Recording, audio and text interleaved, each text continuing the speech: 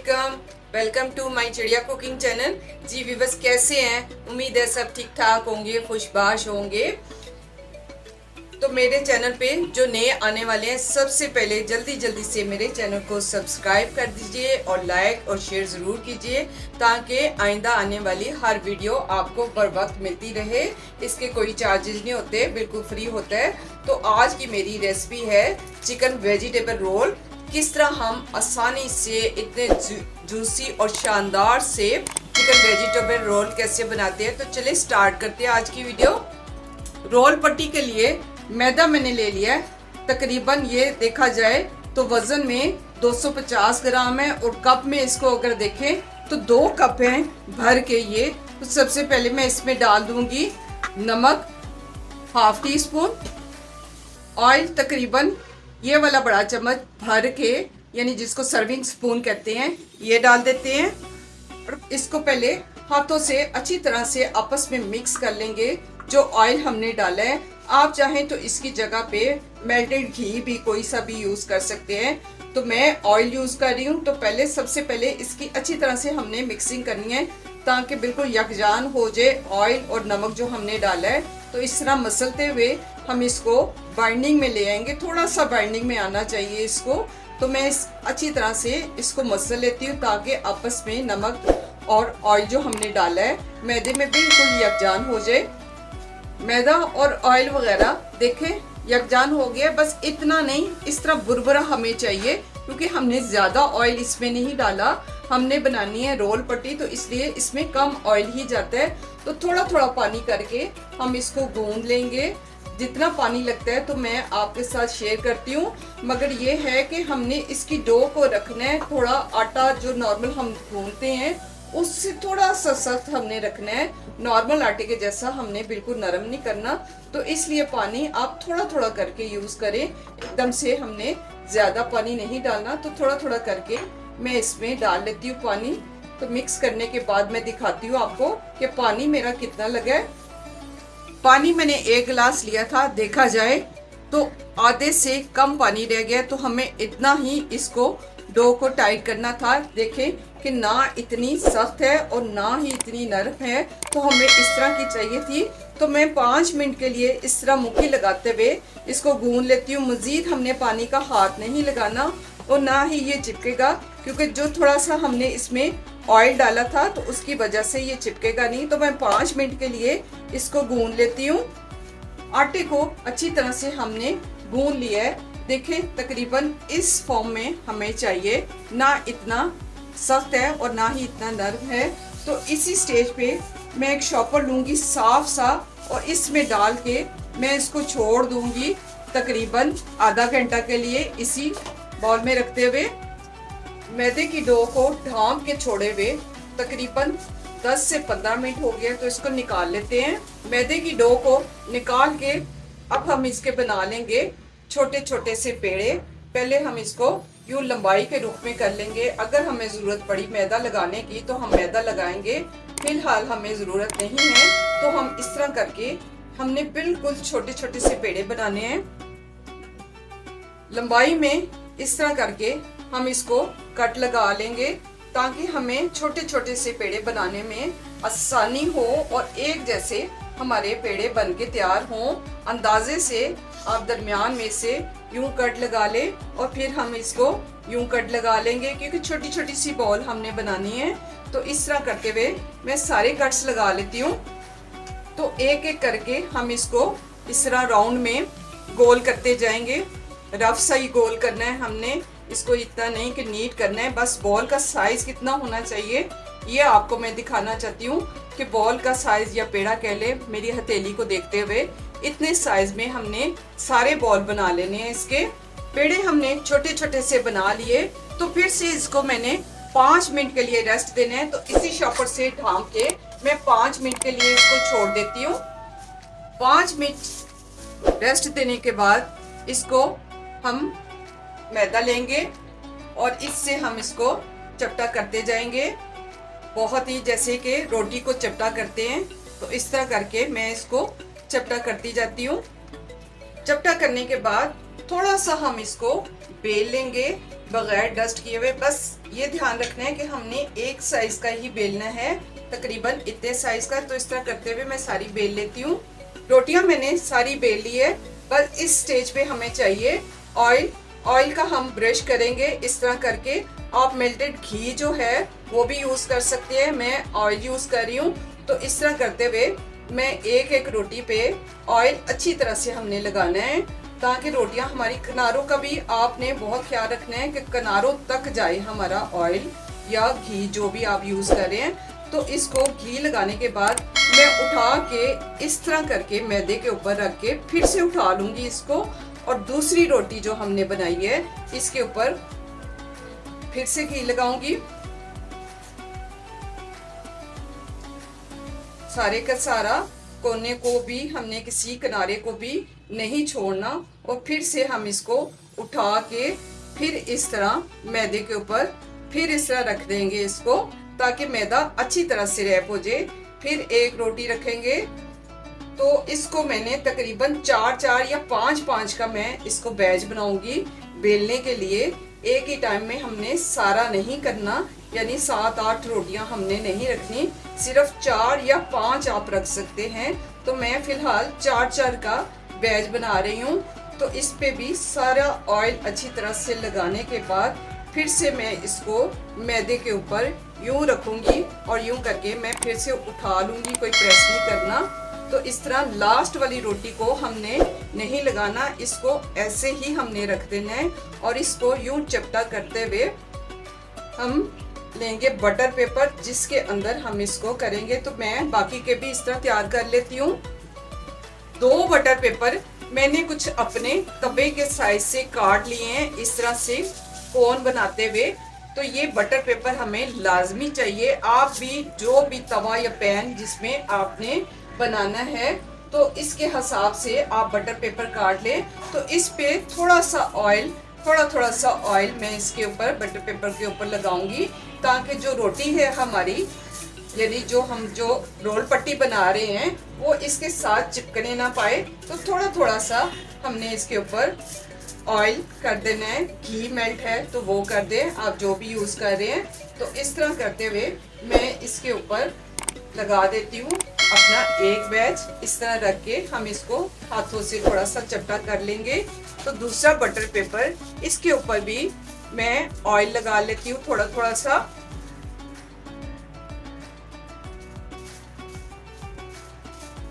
Butter paper ऊपर और नीचे रखने के बाद हम इसको इस तरह करके बेल लेंगे। पहले थोड़ा बेलन की मदद से यूं चपटा करेंगे हम इसको।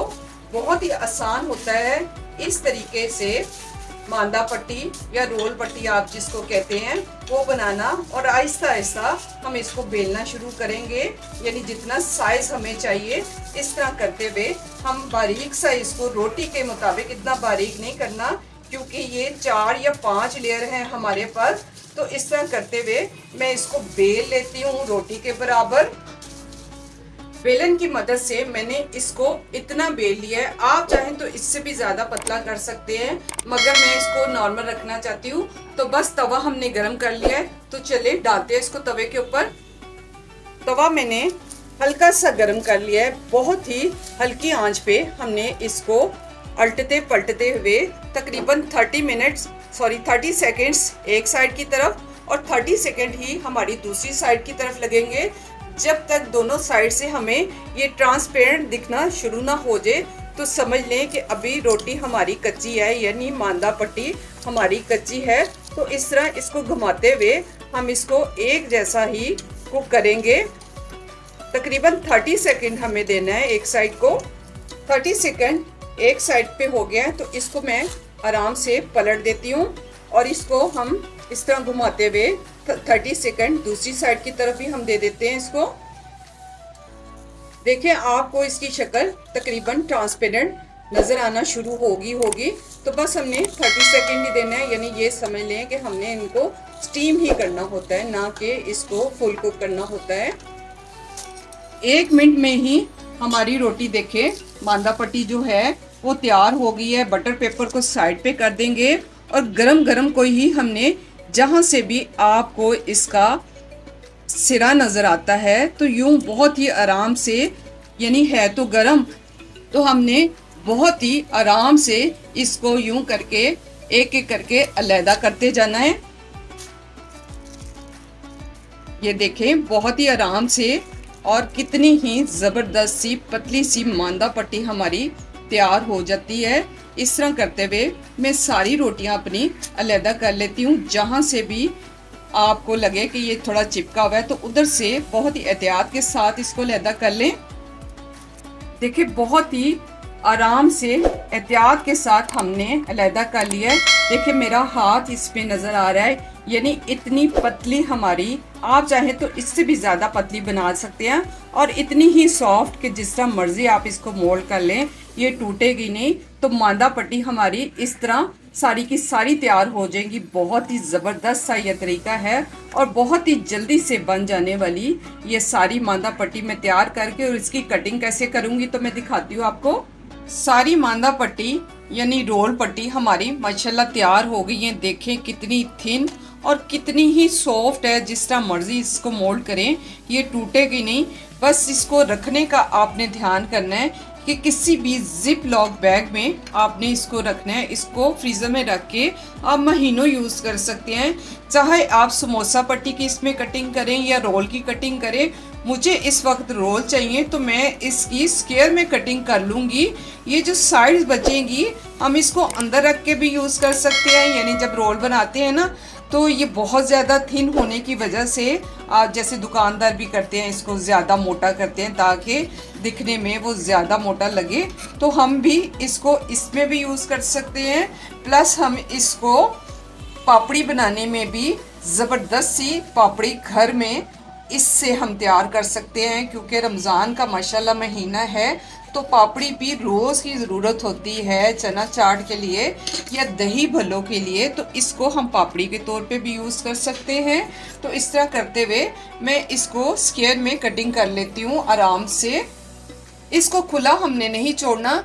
किसी भी शॉपर में या किसी भी आप किचन टॉवल में इसको रखेंगे। तो मैं इसको फ़िलहाल शॉपर में रख के तो इसको रखती हूँ फ्रिज के अंदर। तो फिलिंग इसकी तैयार कर लेते हैं। चिकन वेजिटेबल रोल के लिए पैन मैंने चूल्हे पे रख दिया और 2 टेबलस्पून मैंने इसमें ऑयल डाल दिया। तो सबसे पहले 1 टेबलस्पून जिंजर अदरक पेस्ट ये डाल देते हैं, और इसको थोड़ा सा हमने बस ब्राउन की तरफ नहीं लेके जाना, बस कच्चापन ही हमने ख़त्म करना है। तो इसको बस तकरीबन 30 सेकंड ही लगेंगे इसका कच्चापन दूर करने के लिए। ज़्यादा देर हमने इसको भूनना नहीं, क्योंकि जिंजर अदरक की पेस्ट जो है काफ़ी महीन है हमारी, यानी बारीक है, तो इसलिए इसको थोड़ा सा ही टाइम लगना है। तो इसको ऐसे ही घुमाते हुए तो सबसे पहले मैं इसमें ऐड करूँगी गाजर, क्योंकि गाजर जो होती है वो हार्ड होती है, जो पकने में थोड़ा सा टाइम लेती है। गाजर मेरे पास एक थी लार्ज साइज की, तो उसको मैंने जूलियन कटिंग में कटिंग कर लिया है। तो इसको डाल देती हूँ और फ्लेम को थोड़ा सा हाई कर लेती हूँ, क्योंकि सब्जियां जितनी भी हैं हमने हाई फ्लेम पे करनी है, क्योंकि लो फ्लेम पे सब्जियां सॉफ्ट हो जाएंगी। हमें सॉफ्ट नहीं चाहिए, क्रंची चाहिए, बस थोड़ा सा ही करना है। 1-2 पीस जो मेरे से बड़े रह गए हैं मैं इनको निकाल लेती हूँ, ज़ाहिर है मिस्टेक हो जाती है। तो इस तरह करते हुए मैं इसको थोड़ा सा सॉफ्ट कर लेती हूँ गाजर को हल्का सा भूनने के बाद 1 लार्ज साइज का प्याज जो मैंने काट लिया है ये डाल देते हैं, और इसको भी हमने सॉफ्ट ही करना है, ना कि हमने इसको गिलाना है।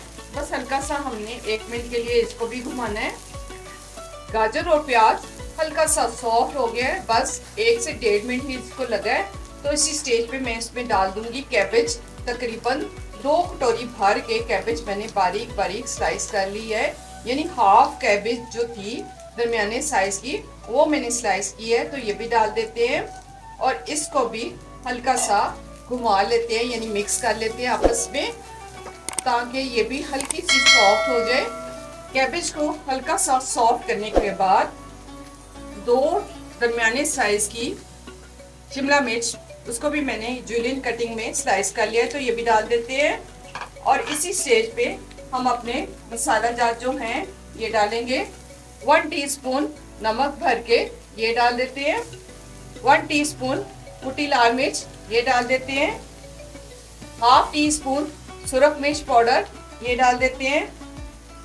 हाफ टी स्पून काली मिर्च पिसी हुई ये भी डाल देते हैं। चिकन पाउडर 1 टीस्पून, अगर आपके पास है डालने, नहीं है तो स्किप कर दे। इसकी जगह पे चिकन क्यूब्स भी यूज कर सकते हैं या चाइनीज सॉल्ट जो होता है आप वो भी यूज कर सकते हैं।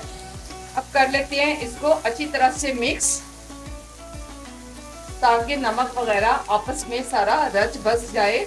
जो भी मसाला जात हमने डाले हैं, फ्लेम को हमने हाई ही रखना है ताकि सब्जियां पानी ना छोड़े, साथ साथ ड्राई होते जाएं। तो फ्लेम मेरा हाई ही है, हाई फ्लेम पे ही मैंने इसको कुक करना है। तो इसी स्टेज पे मैं इसमें डाल दूंगी विनीगर, तकरीबन 2 टेबलस्पून विनीगर अंदाजे से ये आप डाल दें। इसकी जगह पे अगर विनीगर नहीं है तो आप लेमन भी 2 अदद जूस, लेमन जूस वो डाल सकते हैं। डार्क सोया सॉस तकरीबन 1 टेबलस्पून भर के ये मैं डाल देती हूँ इसमें, और इसको कर लेती हूँ अच्छी तरह से मिक्स। और बस हाई फ्लेम पे हमने इसको मिक्स करते हुए ही ड्राई की तरफ लेके आना है। वैसे तो माशाल्लाह जल्दी जल्दी से ही ड्राई हो जाता है, क्योंकि फ्लेम को बिल्कुल भी हमने लो नहीं किया। हाई फ्लेम पे ही मैं इसको घुमाते हुए मजीद इसको थोड़ा सा ड्राई कर लेती हूँ। लास्ट स्टेज में यानी पानी हमारा काफी हद तक इसमें ड्राई हो गया, यानी नमी ड्राई खत्म हो गई है इसमें। तो मेरे पास था तकरीबन 350 ग्राम चिकन, बोनलेस चिकन, जिसको बॉईल करने के बाद मैंने शेड कर लिया। मैंने इसमें नमक नहीं डाला, तो इसके मुताबिक ही मैंने वेजिटेबल में नमक डाला है। तो बस ये डाल के इसको भी अच्छी तरह से सब्जियों के साथ मिक्स कर लेते हैं। स्टफिंग देखिए हमारी अच्छी तरह से मिक्स हो गई है, और ये देखिए बिल्कुल ड्राई भी हो गई है, किसी किस्म की कोई नमी या पानी नहीं रहा। हमें ना प्याज निचोड़ने की जरूरत पड़ी और ना ही कैबेज का पानी निकालने की जरूरत पड़ी है। ऐसे ही टाइम वेस्ट होता है। तो सब्जियों को इसी तरह हाई फ्लेम पे भूनते हुए अगर आप करेंगे तो कभी भी सब्जियां पानी नहीं छोड़ेंगी। तो स्टफिंग हमारी माशाल्लाह बिल्कुल रेडी हो गई है। बस अब इसको छोड़ देते हैं ठंडा होने के लिए, ताकि हम अपनी फिलिंग कर सके रोल में। तो स्टफिंग हमारी बिल्कुल तैयार है। तो चूल्हे को कर देती हूँ ऑफ और इसको ठंडा होने का वेट करती हूँ मैं। स्टफिंग हमारी ठंडी हो गई है, और पट्टी जो हमने बनाई थी, यानी रोल पट्टी जो हमने बनाई थी, स्टफिंग तकरीबन 1 या 1.5 चम्मच के करीब आप डालें इसमें, ताकि ज़्यादा ज़रूरत से ज़्यादा अगर भर दें तो रोल करना मुश्किल हो जाता है। तो तकरीबन 1.5 टेबलस्पून के करीब इसमें स्टफिंग बिल्कुल परफेक्ट रहती है।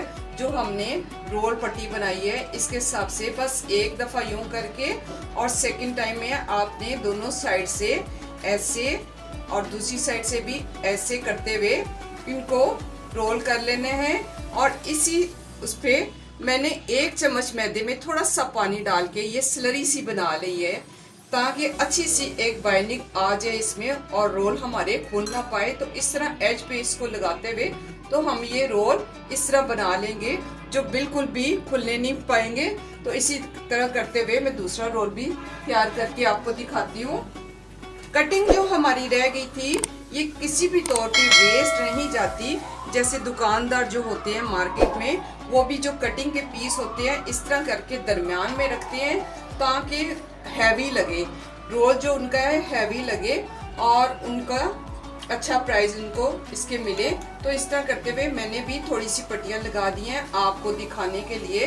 वैसे तो मैं पापड़ी ही इसकी बनाती हूँ, क्योंकि पापड़ी की भी ज़रूरत होती है और पापड़ी बहुत ही शानदार इसकी बनती है घर में। तो फिर से इसी तरह दोनों साइड को उठाते हुए हाथों से, उंगलियों से हैंडल करते हुए एज पे फिर से हम यही पेस्ट जो मैंने स्लरी सी बनाई है मैदे की और पानी की, ये लगा देंगे और फिर से इसको बड़े आराम से इसको घुमा के हम साइड पे इसको कर देंगे। तो इसी तरह मैं सारे रोल तैयार कर देती हूँ। रोल मैंने इस वक्त के लिए जितने मुझे चाहिए तो इतने मैंने तैयार कर लिए। आप चाहें तो इसी स्टेज पे इसको किसी भी जिप लॉक बैग में, किसी शॉपर में या एयर टाइट कंटेनर में रख के इसको फ्रीज भी कर सकते हैं। तो मैंने इसको फ्राई करना है, तो चलिए फ्राई करना स्टार्ट करती हूँ। ऑयल हमारा गर्म हो गया है, तकरीबन 5 मिनट हो गए हैं फ्लेम को ऑन किए हुए। तो इसी स्टेज पे बड़े ही आराम से हमने ये रोल डाल देने हैं। मीडियम से हाई फ्लेम पे, ज़्यादा हाई फ्लेम पे हमने इनको नहीं करना क्योंकि एकदम से फिर ये ब्राउन हो जाएंगे। तो हमें इनको क्रिस्पी करना है। तो इस तरह करते हुए एक एक करके मैं इनको डाल देती हूँ सारा, जितना एक टाइम में पॉसिबल है।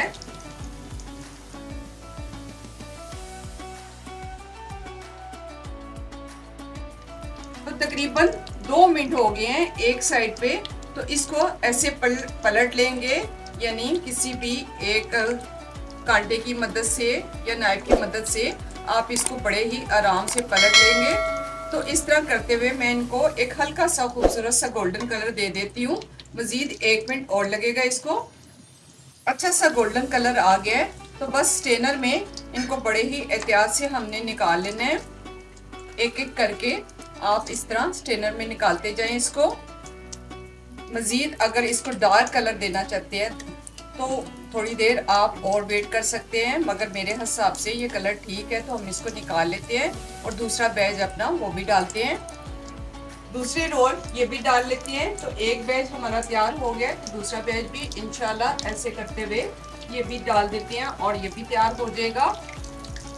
दूसरा बैच भी हमारा लाइट कलर इस पे आ गया जितना हमें चाहिए था। तो इसको भी मैं स्ट्रेनर में निकाल लेती हूँ सारे के सारे और करती हूँ इसको डिस्प्ले, दिखाती हूँ मैं आपको इसको फाइनल। तो ये थी मेरी आज की चिकन वेजिटेबल रोल की रेसिपी। इतने ही जूसी शानदार से चिकन वेजिटेबल रोल हम आसानी से घर में अफ्तारी के लिए, मेहमानों के लिए चाय के साथ कैसे तैयार कर सकते हैं। उम्मीद है मेरे टिप एंड ट्रिक को फॉलो करते हुए आप ज़रूर इसको ट्राई करेंगे।